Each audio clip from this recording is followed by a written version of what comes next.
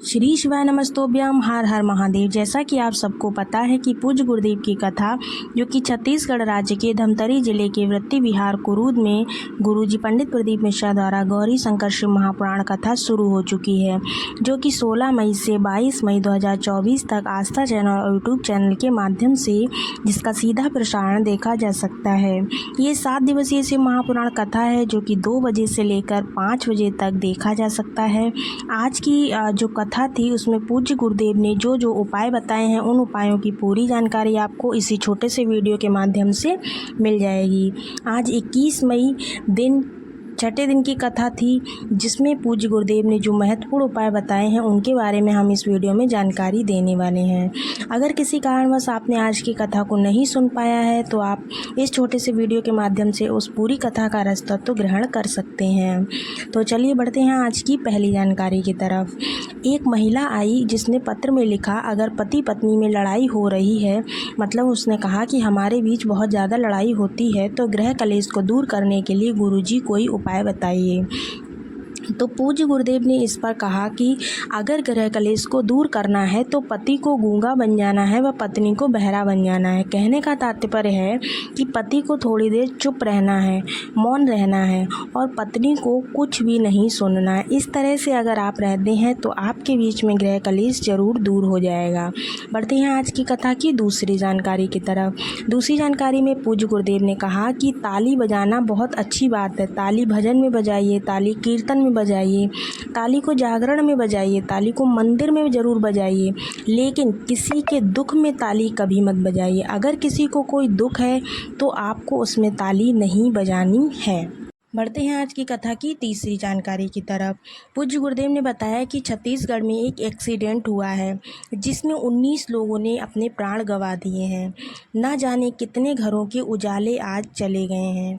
हम शिव महापुराण से प्रार्थना करना चाहेंगे कि उन घरों में अपनी कृपा हमेशा बनाए रखें। भगवान महादेव उन घरों में अपनी कृपा हमेशा बनाए रखें। छत्तीसगढ़ के जो मुख्यमंत्री साहब हैं उन्होंने भी उनके परिवारों को सराहना दी है। उसके बाद उन्होंने घोषणा की कि 5-5 लाख रुपए देने की उनकी घोषणा रही है। बढ़ते हैं आज की कथा की चौथी जानकारी की तरफ। आज गुरुजी ने सभी को भगवान नरसिंह के अवतार दिवस पर बहुत बहुत शुभकामनाएं दी। यानी कि आज जो है वो भगवान नरसिंह भगवान का जन्म मतलब अवतार हुआ था आज के दिन। बढ़ते हैं आज की कथा की पांचवी जानकारी की तरफ। आज पूज्य गुरुदेव ने पशुपतिनाथ व्रत को भी दोबारा से बताया है। अगर आप उसको देखना चाहते हैं तो उसकी लिंक भी हम आपको वीडियो के अंत में दे देंगे। इस वीडियो को देखने के बाद आप उस वीडियो को ज़रूर देख लें ताकि आपसे पशुपतिनाथ के व्रत में कोई भी आपसे गलती ना हो।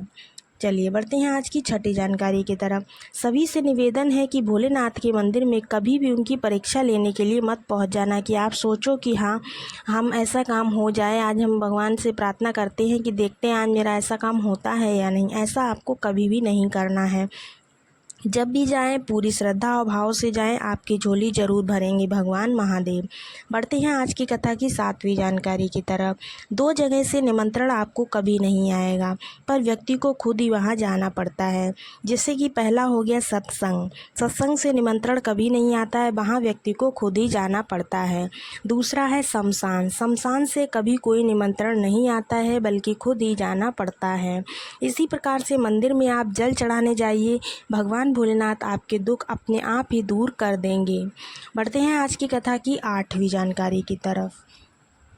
8वीं जानकारी जो है उसमें पूज्य गुरुदेव ने कहा है कि एक महिला पत्र लेकर आई, बोली ये मेरा चौथी कथा का पांडाल है। यानी कि वो 3 कथा के पांडाल में पहले बैठ चुकी थी, अब जो बैठी हैं वो चौथी कथा का पांडाल है। मेरी बच्चेदानी में बहुत सारी गांठें हो गई थी। उनको लग रहा था कि उनकी बच्चेदानी में 1 या 2 गांठ है। जब उन्होंने सोनोग्राफी करवाई तो उसमें बहुत सारी गांठें निकली, तो इस पर उनको ऑपरेशन बता दिया गया। तो मैंने ऑपरेशन न करवाकर पहले आपकी कथा में आकर बैठने का विचार किया। यहाँ की रज को अपने गर्भ में लगाती थी। फिर जांच कराई, तो कल जब मैंने जांच कराई तो मेरी सभी गांठें जो है वो गल चुकी हैं। उसी का आभार व्यक्त करने मैं यहाँ तक कथा पांडाल में आई हूँ। पढ़ते हैं आज की कथा की 9वीं जानकारी की तरफ। देखिएगा दोस्तों, इतनी मेहनत से आपके लिए वीडियो बनाते हैं तो आप लोग वीडियो को लाइक ज़रूर कीजिएगा और चैनल को सब्सक्राइब कर लीजिए और शेयर ज़रूर कीजिए। पूज्य गुरुदेव की पूरी कथा अगर आप नहीं सुन पाते हैं तो उनकी पूरी कथा के रसतत्व को हम यहाँ पर लेकर आते हैं। तो वीडियो पसंद आया करे तो लाइक ज़रूर कीजिएगा। चलिए बढ़ते हैं आज की 9वीं जानकारी की तरफ। 9वीं जानकारी में पूज्य गुरुदेव ने कहा है कि नशे जो हैं वो 3 प्रकार के होते हैं। पहला नशा होता है शराब का, जो कि एक रात में उतर जाता है। दूसरा नशा होता है धन का, जो कि मरने से पहले ज़रूर उतर जाता है। तीसरा नशा होता है शंकर की कथा का, जो कि कभी नहीं उतरता, यानी कि मरते दम तक नहीं उतरता है, जीवन भर रहता है। बढ़ते हैं आज की कथा की 10वीं जानकारी की तरफ। 10वीं जानकारी में पूज्य गुरुदेव ने कहा है कि पहले भी हम कह चुके हैं, जो दवाई शरीर को ना लग रही हो, आप बहुत दवाई खा रहे हैं पर आपके शरीर में फ़ायदा ही नहीं कर रही है, तो आपको कुंदकेश्वर महादेव के नाम से दवाई को खाना है। दवाई शरीर में ज़रूर लगेगी। बढ़ते हैं आज की कथा की 11वीं जानकारी की ओर।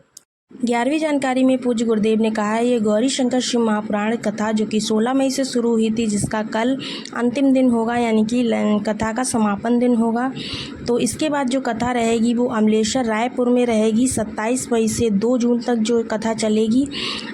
इस कथा में जो है कथा का नाम समर्पण शिव महापुराण कथा होगा। उसके बाद जो आगामी कथा होगी वो 6 जून से होगी सोलापुर महाराष्ट्र में, जिसका नाम उमा महेश शिव महापुराण कथा रहेगा।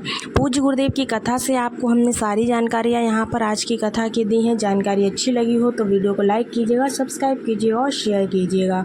देखिएगा पूज्य गुरुदेव की जितनी भी कथाएँ हैं उनकी सारी जानकारी आपको यहाँ पर मिलती रहेगी। चलिए मिलते हैं अगले वीडियो में, तब तक के लिए श्री शिवाय नमस्तोभ्याम। हर हर महादेव।